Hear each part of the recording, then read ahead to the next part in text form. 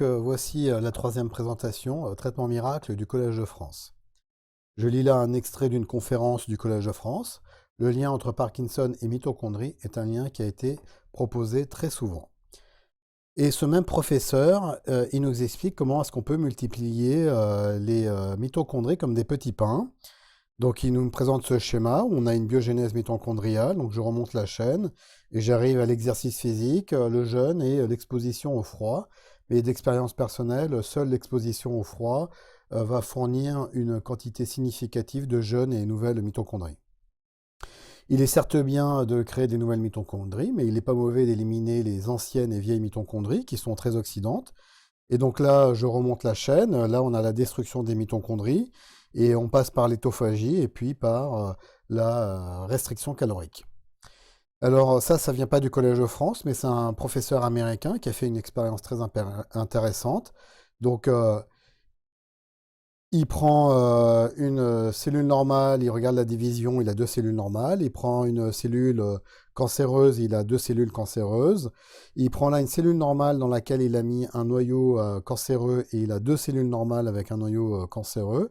Et il prend une cellule cancéreuse dans laquelle il a mis un noyau normal et il obtient deux cellules totalement cancéreuses. Et donc ça suggère que ce sont les mitochondries qui sont les responsables du cancer.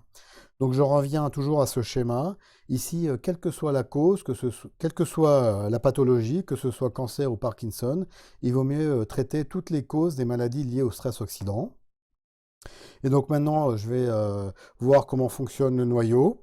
Donc ici, c'est une professeure du Collège de France. Et voici un brin d'ADN qui est enroulé autour d'une chromatine.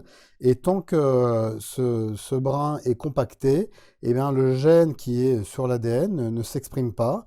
Et pour que ce gène puisse s'exprimer, ici, le gène est on, eh bien, il faut que la chromatine soit acétylée. Dans ce cas-là, il va y avoir toute la machine transcriptionnelle qui va exprimer le gène en question. Et cette même professeure nous explique comment on fait pour pouvoir acétyler le gène de façon à acétyler la chromatine, de façon à ce que le gène sur le brin d'ADN s'exprime. Donc je remonte toute la chaîne et j'arrive soit au fasting, donc le jeûne, ou la restriction calorique. Donc c'est du jeûne intermittent avec un régime alimentaire qui est basé sur le régime cétogène et il y a aussi l'exercice physique.